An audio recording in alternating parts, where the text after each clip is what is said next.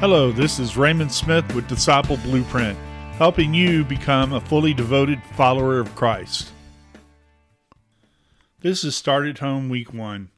Yesterday we told the story of Engel versus Vital, the 1962 case that opened the door to 60 years of God being pushed out of American public life.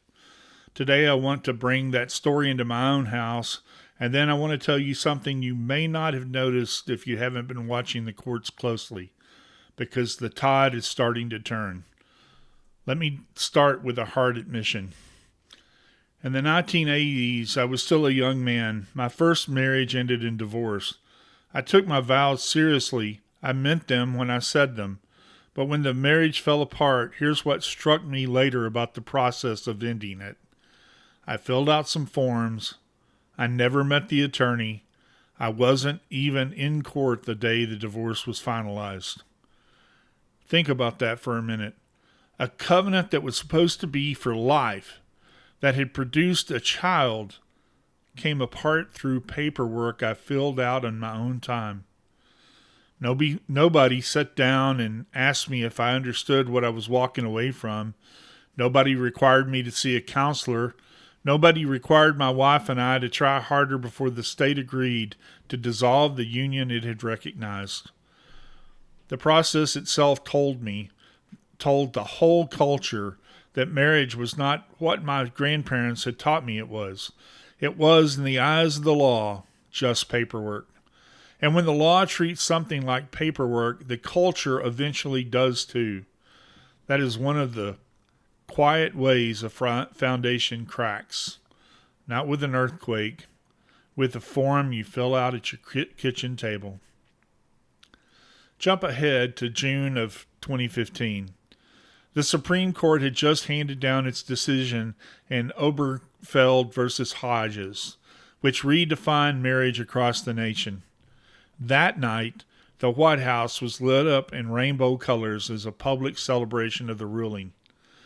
The next morning I went to work, and my boss, who I knew was gay, though he didn't know that I knew, came into my office and asked me, in that casual way people ask about things they actually care about deeply, "So how upset are you about the ruling?" I want to tell you exactly what I said to him because it matters. I told him the truth. I said, I am not upset about the ruling personally. It doesn't affect my marriage. It doesn't affect my faith. What I found was unacceptable was the White House lit up in rainbow colors. He looked at me a little surprised, so I explained. For Christians, the rainbow is not just pretty light. It's the sign of the covenant God made with Noah after the flood. The promise that God would never again destroy the earth with water.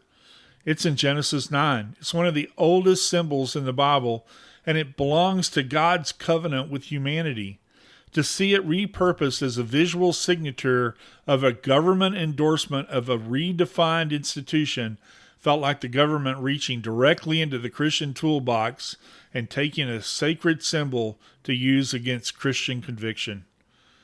My boss had a real conversation about it. Neither of us walked away hating each other. In fact, we're still friends today. He respected that I gave him a real answer instead of a talking point. But something crossed a line that day, and I knew it. It wasn't about anybody's private life anymore. The state had put its stamp of approval on a redefinition of an institution God designed, and it had used God's own symbol to do it. Fast forward to 2020. An email arrived in my work inbox from HR. Every employee was being asked to add their preferred pronouns to their email signature. Every employee was also being told to respect the pronouns other people chose for themselves. The expectation was clear: participate. I did not participate. My email signature stayed the way it has always been, and as it happened, I was never put in a position where I had to call anyone by a pronoun that didn't match their biological sex. So I never had to respectfully to decline someone I knew to be one sex by a pronoun of another sex. That would be knowingly lying, and I would not have done that. But the direction of the ask was unmistakable.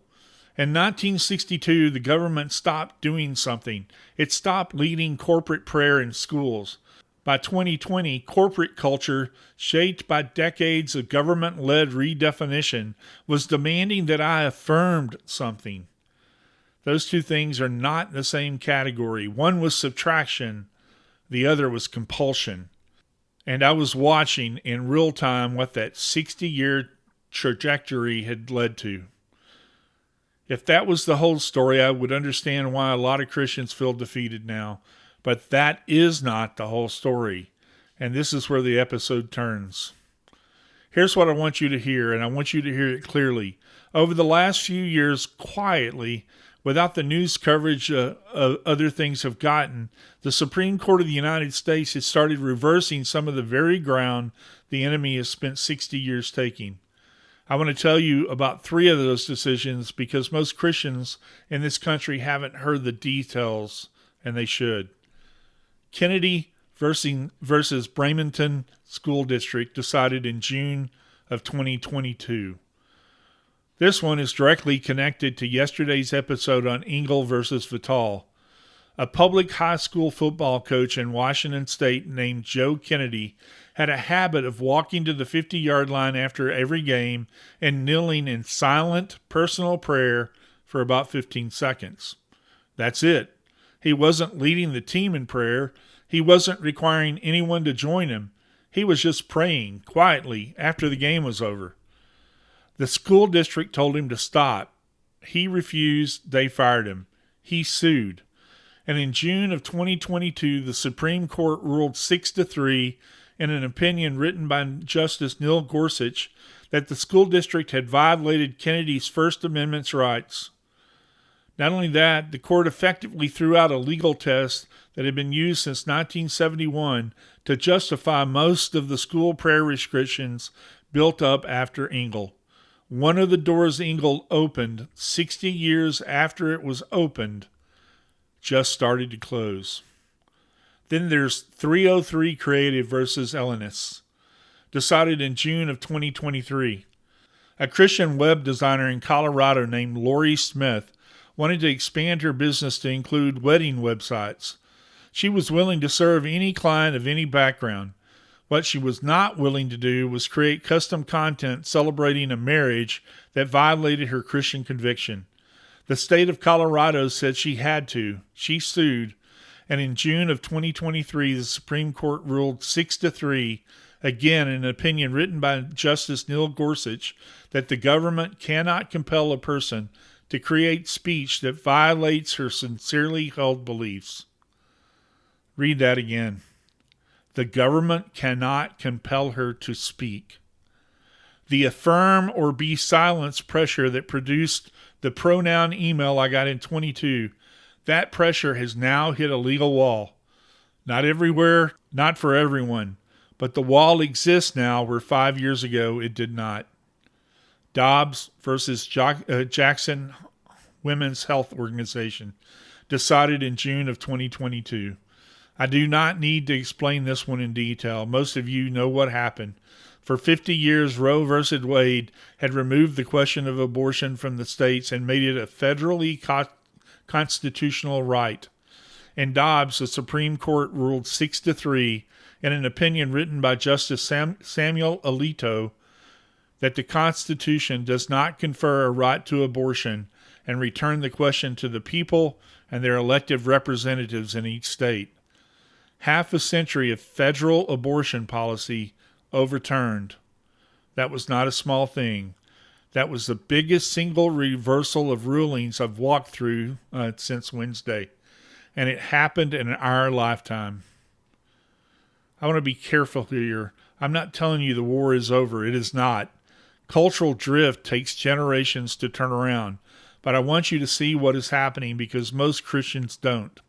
Between 20 and 23, a window of about 18 months, the Supreme Court of the United States returned to Christian teachers the right to pray on public property, returned to Christian business owners the right not to be forced into speech that violates their conscience, and returned to the American people the right to protect unborn children through their state legislatures. 3 doors that had been closed for decades. 3 doors that a lot of Christians had stopped even trying to open. And in 18 months, all 3 cracked. That is not drift. That is not a coincidence. That is God moving in a country where a lot of people had started to give up hope. And here's what makes this even more remarkable. In the exact same window those 3 court rulings came down, something else started happening across the country that most Christians haven't heard nearly enough about. In February of 2022, students at Ashbury University in Kentucky started a worship gathering that lasted 2 weeks and drew tens of thousands of visitors. A spontaneous revival on a college campus in a country most Christians had written off as post-Christian. Since then, churches in Texas, California, and Florida have reported baptism numbers they hadn't seen in decades. Young men, the group most likely to have walked away from the church over the last 20 years, are showing up again. Gen Z, of all generations, is coming to Christ in numbers that have caught pastors off guard. That is not a court ruling. That is God. Listen to what Isaiah wrote about a moment much like this. This is from Isaiah 43:19. For I am about to do something new. See, I have already begun. Don't you see it? I will make a pathway through the wilderness. I will create rivers in the dry wasteland. Don't you see it? God asked his people that question in a hard season because a lot of them had stopped looking. He was already doing something new, but you had to be watching to notice it. I'm asking you to start watching. Here's the honest answer to all of what all of this means. It doesn't mean politics is going to save us. It doesn't mean the Supreme Court is now going to fix everything the last 60 years broke. It means something bigger and quieter than that. It means God has not been defeated. He never was and he never will be. And when his people start returning to him in the kitchen, in the pulpit, at the ballot box, at the 50-yard line, he shows up. That's what the whole Start at Home series is going to be about. Not political rescue, not cultural retreat. Faithful Christians, one at a time, at one kitchen table at a time, aligning their lives with God's design and watching him do what only God can do.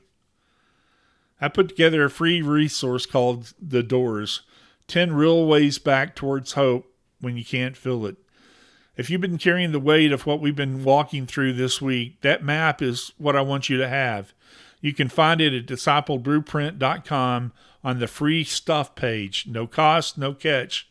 The link is in the show notes. The blog on discipleblueprint.com covers this same series from a different angle. 3 posts a week, each paired with a different podcast episode. If you like reading better than listening, or if you want to go deeper on the material, that's where you'll find it. Let me pray with you before we go. Father, thank you. Thank you that you have never once been defeated by a court ruling or a culture shift. Thank you that you are always at work, sometimes visibly, sometimes quietly under the surface, even when your people can't see it. For the person listening today who have been carrying the weight of the last 60 years, feeling like the fight is already lost, open their eyes. Show them where you are already moving. Give them courage to move with you, and meet them at their kitchen table tomorrow morning with fresh mercies for a fresh day. In Jesus' name, amen. If this encouraged you today, don't stop here. Head over to discipleblueprint.com and check out the Disciple Blueprint website and membership option, where you'll find deeper studies, tools, and resources to help you grow in your faith every day. And if you haven't already, follow us at Disciple Blueprint so you don't miss what's next. We'll see you in the next episode.